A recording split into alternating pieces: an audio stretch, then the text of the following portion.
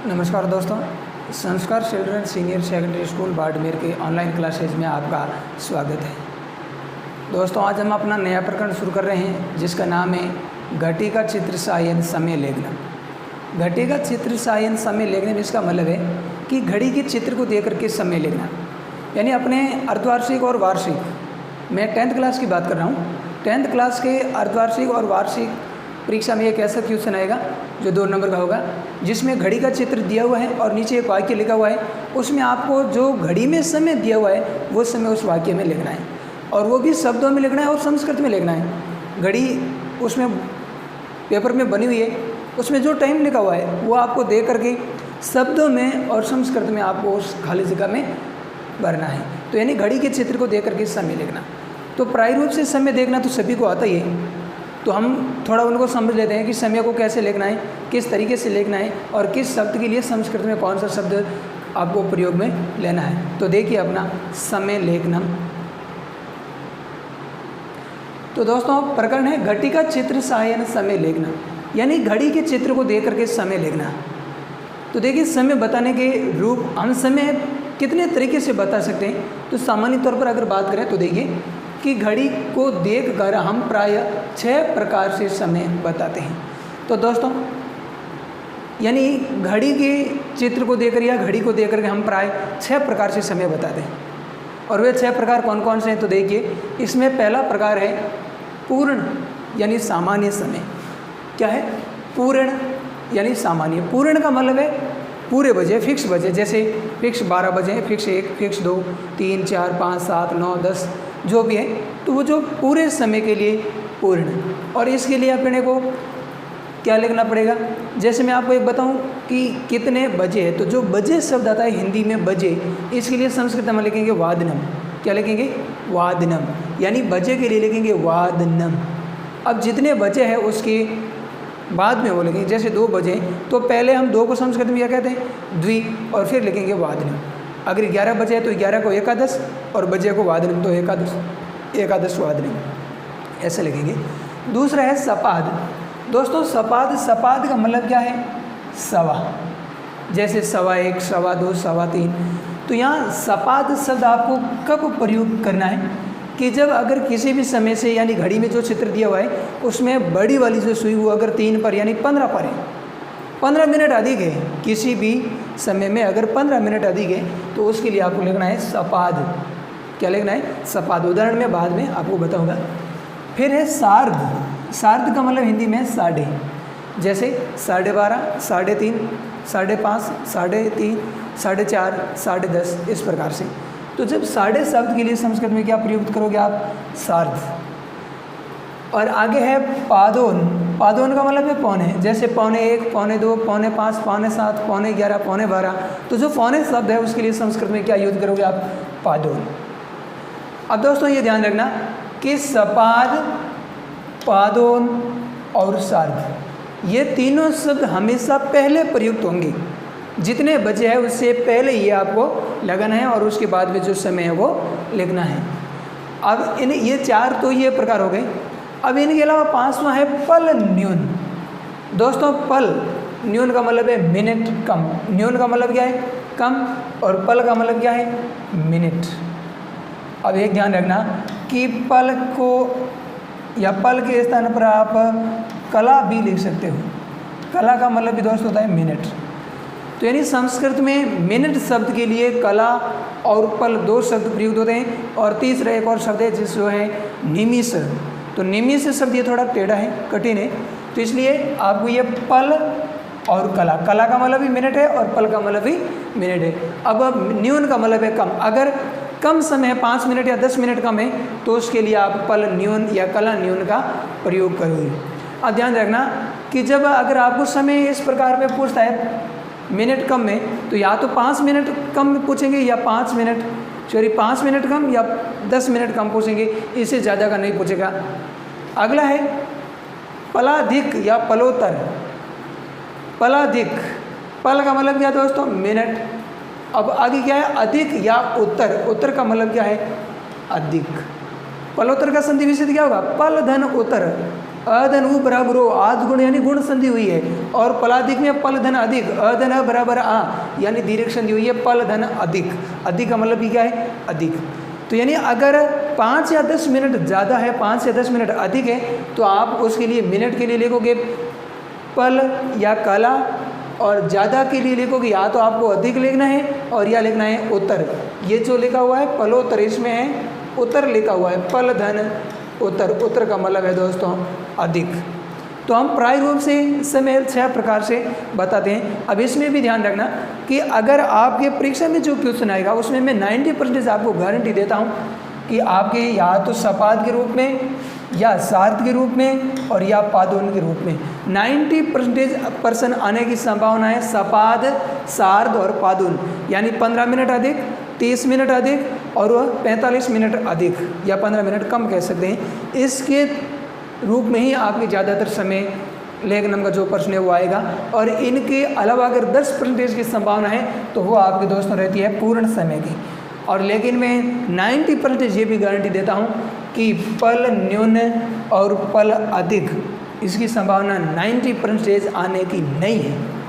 तो ज़्यादातर समय आपको सपाद, सार्ध और पादोन इन तीनों को याद रखना, और तीनों का शब्द ध्यान रखना।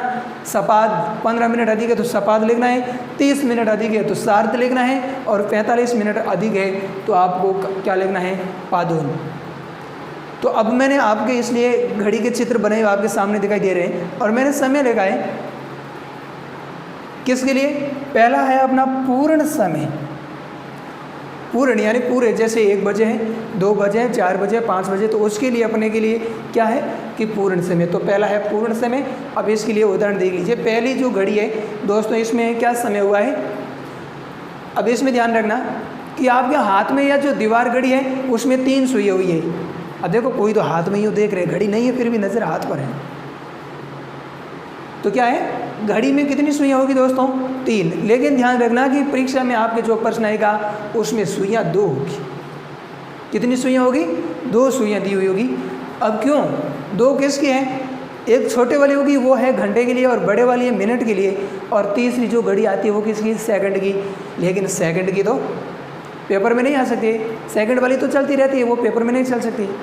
आप भी परीक्षा के टाइम इधर उधर नहीं घूम सकते, नहीं चल सकते हो, तो आपकी तरह वो भी परीक्षा के पेपर में बंधी हुई रहेगी। तो 2 सुई आएगी, एक छोटी और एक बड़ी। बड़ी है मिनट की और छोटी है घंटे की। तो ये छोटे वाली कहाँ पर है दोस्तों, यह है 1 पर, और बड़े वाली कहाँ पर है 12 पर। इसका मतलब क्या हुआ कि 1 बजे। तो 1 बजे तो क्या लिखोगे आप 1 वादनम। क्या लिखोगे 1 वादनम। एका वादनम या एकम वादनम लिखा तो गलत होगा, ध्यान रखना। आपको सिर्फ लिखना है 1 वादनम।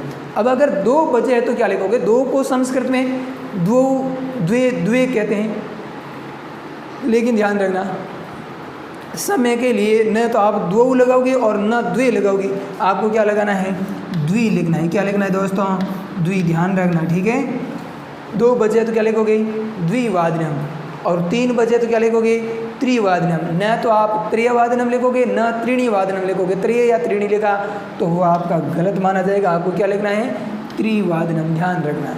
अब इसके बाद में आगे है अगर 4 बजे तो क्या लिखना, आपको ध्यान देख लीजिए। इधर 4 बजे है घड़ी में, ये घड़ी तो आपको समझ में आ रही है, चित्र बनाया हुआ तो समय देखना सभी को आता ही है मन।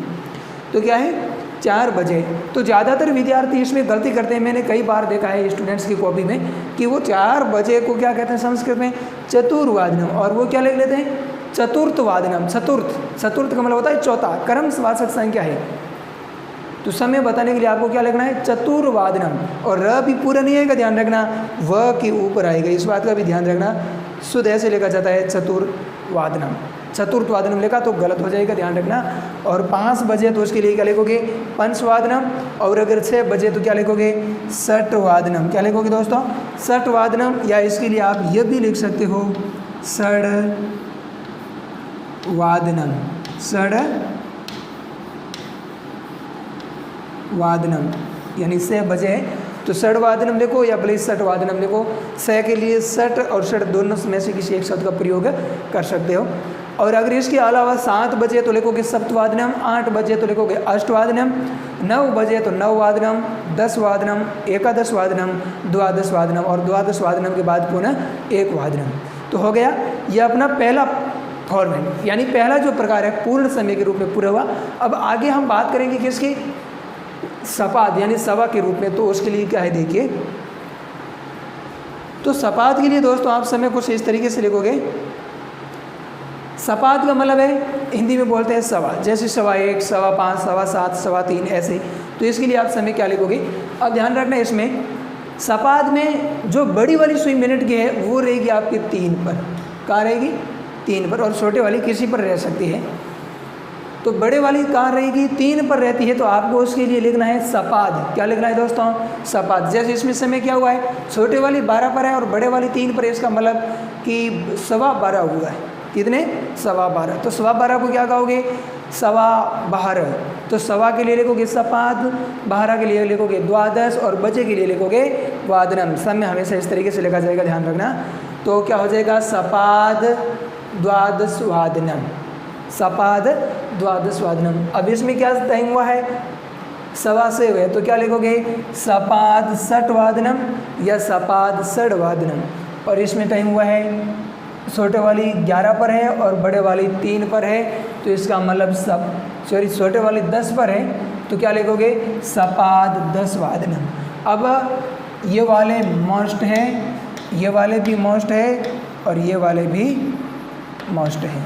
ध्यान रखना, सपाद, सार्ध और पादोन ये तीनों मोस्ट है। ज़्यादातर क्वेश्चन 90% संभावना इन तीनों में से आने की रहती है दोस्तों। तो अब अपना अगला यानी थर्ड फॉर्मेट हम जानेंगे, जो है सार्ध के रूप में, यानी साढ़े हिंदी में जिसको कहा जाता है। तो पहला समय आप देख लीजिए, इसमें क्या हुआ है, इसमें सार्ध यानी साढ़े वाला जो समय होता है उसमें ध्यान रखना बड़े वाली सुई है वो 6 पर होगी और छोटे वाली किसी पर हो सकती है। तो बड़े वाली कहाँ है, 6 पर, और छोटे वाली कहाँ है, 7 पर। 7 से थोड़ी आगे है। तो क्या लिखोगे, समय क्या हुआ है, 7.5। तो क्या लिखोगे, सार्ध सप्तवादनम, सार्ध सप्तवादनम। अगली घड़ी देखिए, इसमें क्या है, छोटे वाली सुई 2 से आगे है और 3 से पहले है, और बड़े वाली सुई कहाँ पर है, 6 पर है। तो इसका मतलब समय हो गया आपके 2:30 बजे। कितने बजे है, 2:30। तो क्या लिखोगे, सार्ध द्विवादनम।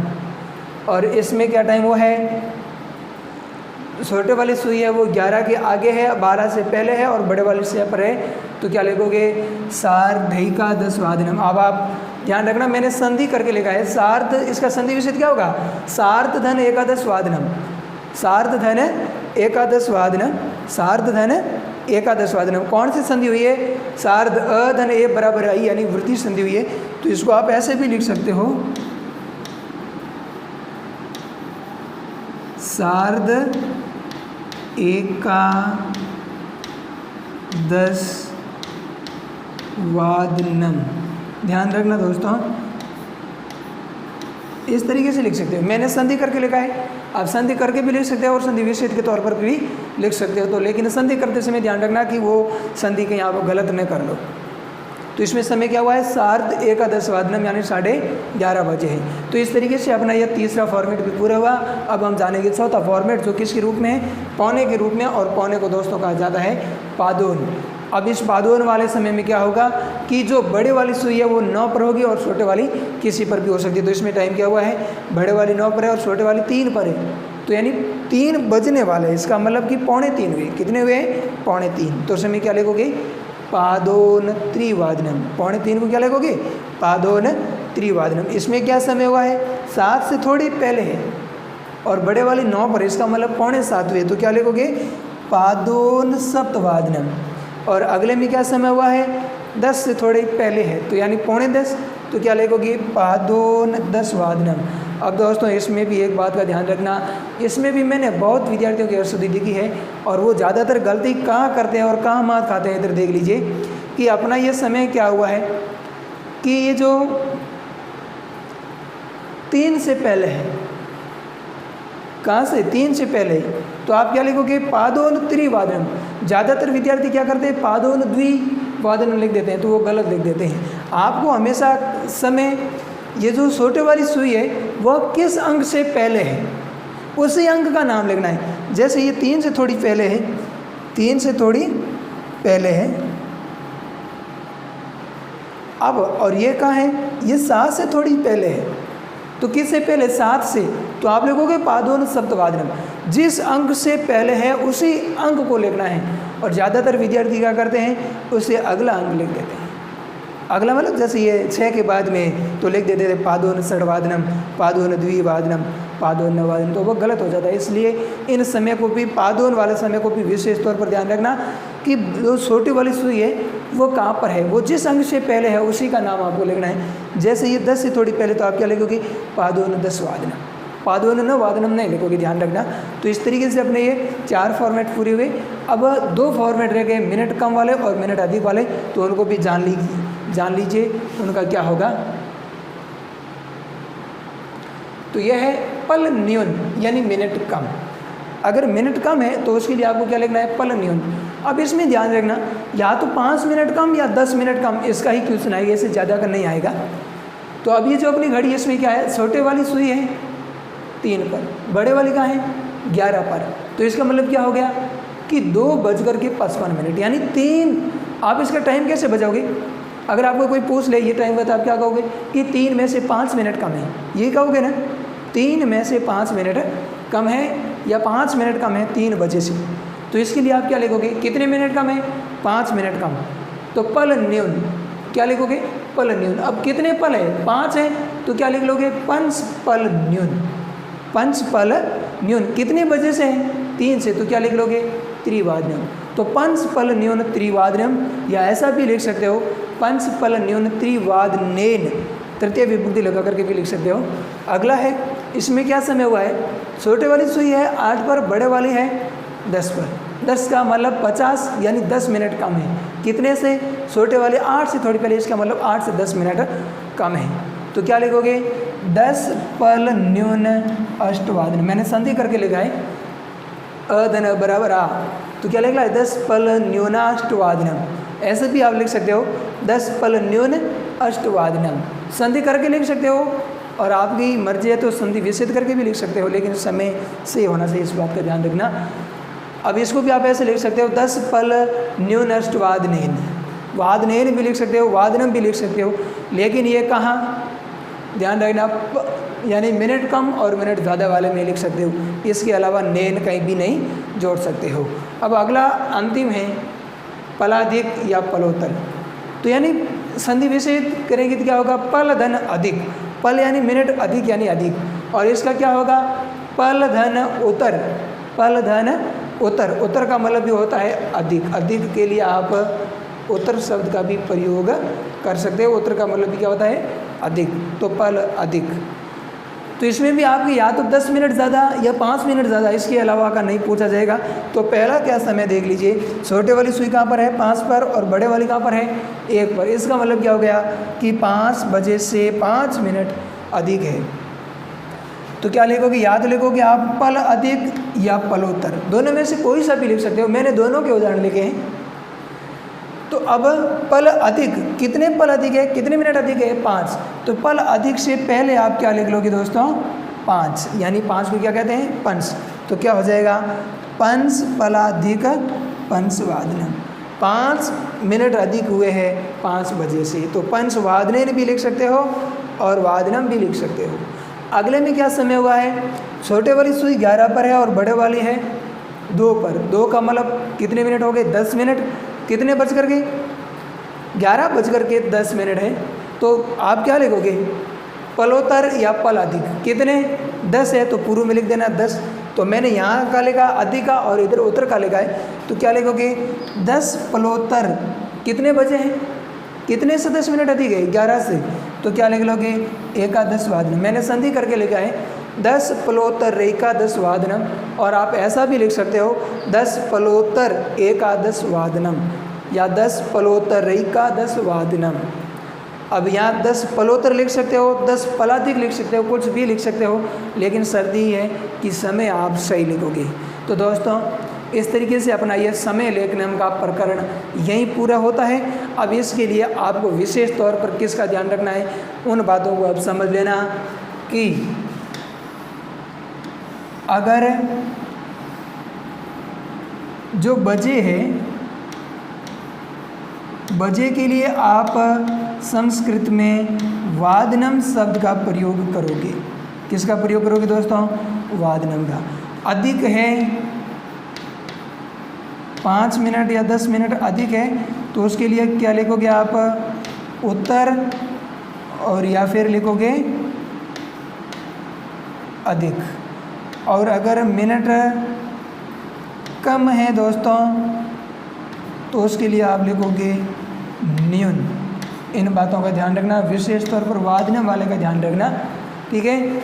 और मिनट जो शब्द आता है इसके लिए लिखोगे आप या तो पल और या लिखोगे कला। इन दोनों में से कोई भी एक शब्द आप लिख सकते हो। तो इन 4 शब्दों का विशेष तौर पर ध्यान रखना और इस तरीके से अपना प्रकरण यहीं समाप्त होता है। धन्यवाद।